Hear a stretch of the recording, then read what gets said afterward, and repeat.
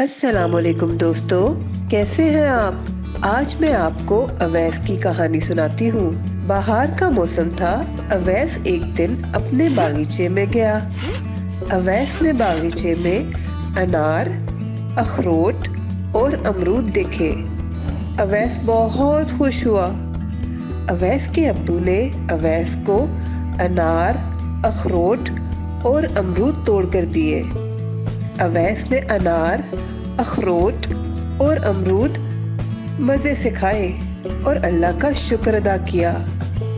प्यारे बच्चों, अनार, अखरोट और अमरूद के शुरू की आवाज़ अ है। अ अ अ। अरे ऐसे नहीं, ऐसे बोलो। अ अ अ। मेरे साथ मिलकर बोलो। अ अ अ। आओ कुछ पढ़ते हैं। अ अनार, अ अखरोट, अ अमरूद। अ अनार, अ अखरोट, अ अमरूद।